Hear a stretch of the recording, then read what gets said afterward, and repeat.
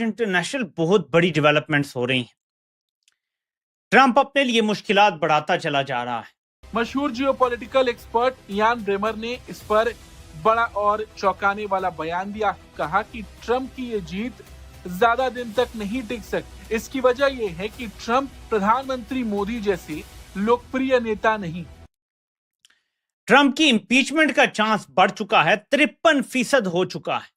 अपनी सदारत खतरे में डाला। मुआवजे की खुद ट्रंप ने इकरार किया कि मैं मिड टर्म इलेक्शन शायद ना जीत सकूं। और ना ही भारत के प्रधानमंत्री मोदी जैसा, जिन्होंने लोकतंत्र में रहते हुए 1 दशक से ज्यादा वक्त तक सत्ता संभाली है और जिनकी लोकप्रियता मजबूत बनी हुई है।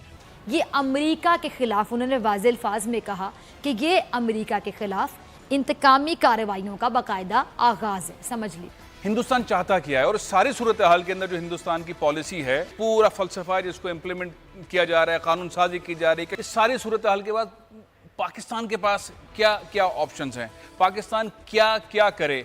ब्रेमर के मुताबिक अमेरिका में सत्ता और नीति का खेल बहुत अलग। उन्होंने साफ शब्दों में कहा कि अगला अमेरिकी राष्ट्रपति ट्रंप के कई फैसलों को पलट सकता है। 53% चांस ट्रंप की इंपीचमेंट का होता जा रहा है, क्योंकि जैसे ही 2026 के मिड टर्म इलेक्शन होंगे, अगर ट्रंप की पार्टी अक्सरियत खो देती है दोनों हाउसेज में, तो आप खुद समझ सकते हैं। रसल मीड ने नवंबर में लिखा कि मिस्टर ट्रंप जो चलते हुए च्युइंगम नहीं खा सकते, यानी कि ही कैन नॉट मल्टीटास्क, उन्होंने दुनिया में एक ऐसे तूफान को जन्म दे दिया है कि जो जल्द दुनिया को अपनी लपेट में लेकर केओस में तब्दील कर देगा और इससे एक नई दुनिया तश्कील पाएगी कि जिसकी इब्तदा उन फैसलों से होगी कि जिन्हें सदर ट्रंप का न्यू वर्ल्ड ऑर्डर करार दिया जाएगा। ये नया वर्ल्ड ऑर्डर कब दुनिया पर राइज होगा और कब से इसकी इब्तदा होगी, इस मुतल्लिक मारूफ बरतानवी सहाफी ओवन जोन्स ने द गार्डियन में अपना तज्जिया लिखा है। अगर खौफ होता यूएस का या ट्रंप का, तो इस तरह की बात कोई बोल ही नहीं सकता। खौफ और डर पाकिस्तान को जरूर हो सकता है, क्योंकि वो कभी ट्रंप के खिलाफ नहीं बोल सकता, नोइंग फुली वेल कि ट्रंप को किसी दूर दूर तक सपने में भी नोबेल पीस प्राइज नहीं मिल रहा है। बट फिर भी अकेला एक कंट्री है जो बोलता है कि नहीं जी शायद मिल जाए, हम तो रिकमेंड करते हैं। तो खौफ और डर इंडिया को नहीं है, जयशंकर को नहीं है। उन्होंने एक बड़ी स्ट्रेट स्टेटमेंट दी है। और अबव ऑल मुझे तो यही नहीं समझ आया कि सिर्फ कमर चीमा साहब को इस स्टेटमेंट में यूएस क्यों दिखाई दिया, जबकि वो स्टेटमेंट जर्नल है, बिल्कुल स्ट्रेट जर्नल है कि वर्ल्ड में जो पावर्स हैं, जो सो कॉल्ड डेवलप्ड नेशंस हैं, जो अपने आप को बहुत एडवांस बताते हैं, ह्यूमैनिटेरियन बताते हैं, जब उनके आचरण पर, जो उनके काम करने के तरीके को अगर इवैल्यूएट किया जाए, तो आप हमेशा पाएंगे कि जो लोग जो कहते हैं उसको कहीं नजदीक तक नहीं कर रहे हैं। अगर यूक्रेन की वॉर को कोई भी फ्यूल कर रहा है, फ्यूल अप कर रहा है, उसमें पैसे कंट्रीब्यूट कर रहा है सिर्फ रशिया का ऑयल खरीद कर, तो ये तो गलत हो जाएगा। वो जो गैस खरीद रहा था जर्मनी, यूरोप जो जब गैस खरीद रहा था उसकी नॉर्डर्न लाइन 1 एंड 2 में, वो क्या था? वो क्या ह्यूमैनिटेरियन वो था सालों साल तक। इवन यूक्रेन युद्ध के बाद भी जर्मनी का तो आपको याद आ जाएगा कि डिक्लेरेशन भी था कि हम अगले साल तक अपने आप को सेल्फ सफिशिएंट करेंगे, तब तक हम गैस लेंगे। उससे भी ऊपर चल पड़ते हैं। ट्रंप ने बोला हम यूक्रेन को और हथियार नहीं देंगे क्योंकि वो पीस के लिए मान नहीं रहा है। यूरोपियन यूनियन ने क्या कहा? बोले नहीं जी हम तो देंगे। सो अब आप सोचिए, अगर इसका एक करेक्ट ऑनेस्ट एनालिसिस जयशंकर साहब दे रहे हैं दुनिया के लिए, अपने लिए भी है ये बात बाय द वे, कि दुनिया में ये जो प्रीचिंग है कि ह्यूमैनिटेरियन होना चाहिए, इंसानियत होना चाहिए, ये है वो, ये लोग कर क्या रहे हैं? अगर आपने एक सेकंड के लिए, क्योंकि सिर्फ आप इसको सीधे ट्रंप के ऊपर ले जा रहे हैं, तो ट्रंप की स्टेटमेंट्स बड़ी क्लियर हैं कि दुनिया में पीस होनी चाहिए, प्रॉस्पेरिटी होनी चाहिए, सोवरनिटी होनी चाहिए।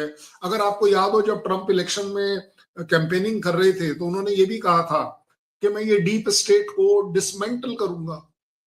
बट जब करने की बात आई तो आप आज देख रहे हैं कि दुनिया में डीप स्टेट कितनी अच्छी तरह से काम कर रहा है उन्हीं के लिए। बुरी मैं इसलिए नहीं बोल रहा क्योंकि उनके लिए अच्छी है।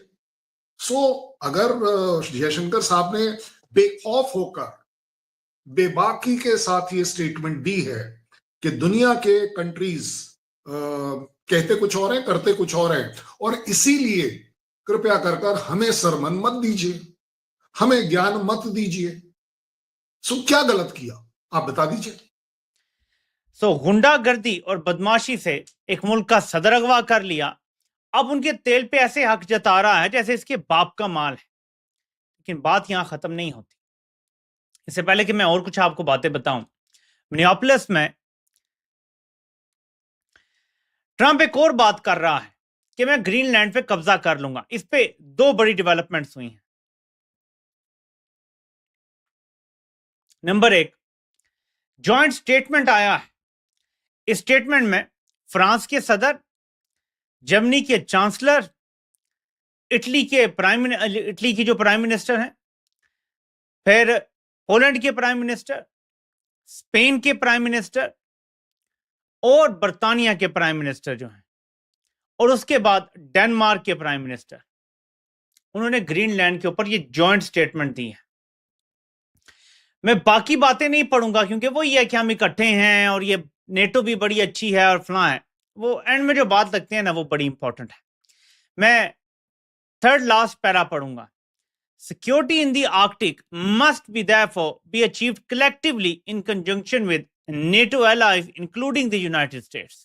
नमस्कार दोस्तों, जय हिंद। दोस्तों, ट्रंप के खिलाफ अब अमेरिका के लोग ही सड़क पर उतर आए हैं और उनका साफ तौर पर कहना है कि ट्रंप अपने देश के हित के बारे में नहीं सोच रहे हैं, वो खुद के लिए काम कर रहे हैं और खुद इस बात का ऐलान भी किया है। उन्होंने कहा कि वेनेजुएला में जो तेल है उसका देख रेख मैं खुद करूंगा। ये बात जैसे ही सामने आई, वहाँ के लोग ने साफ तौर पर यह कहना शुरू कर दिया कि अब की बार जो मिड टर्म में चुनाव होगा उसमें ट्रंप का बहुमत नहीं मिलने जा रही है और उसका असर ये होता है कि आप दोनों सदनों में हारने के बाद आपको खिलाफ महाभियोग लाया जाएगा जिसमें आपको सत्ता से हटा दिया जाएगा। ये पहली बार नहीं, ये 2 बार हो चुका है ट्रंप के साथ और ये तीसरी बार होने जा रहा है। जी हाँ दोस्तों, ट्रंप चले थे मोदी के बराबरी करने और आज उनका हाल ये हो गया कि अब उन्हीं के लोग, उनके मित्र, हित, दोस्त सब उनके खिलाफ होते जा रहे हैं। दोस्तों, वीडियो पसंद है तो वीडियो को लाइक करें, शेयर करें, चैनल को सब्सक्राइब करें।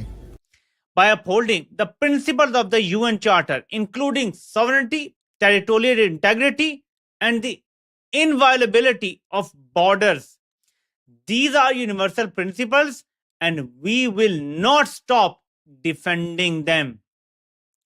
अमेरिका कहता है मैं ताकत से ग्रीनलैंड ले लूंगा और यूरोपीय यूनियन इंक्लूडिंग बर्तानिया ने बयान दिया है कि हम इनका दिफा करेंगे, किसी सूरत पीछे नहीं हटेंगे। नीचे पे लिख दिया कि United state essential partner and this and that, और 51 से उनका मुआहदा भी चल रहा है। लेकिन इसके बाद एक और बयान आपको दिखाता हूं। द टेलीग्राफ रिपोर्ट करता है कि Denmark will shoot first and ask questions letter over Greenland. यानी डेनमार्क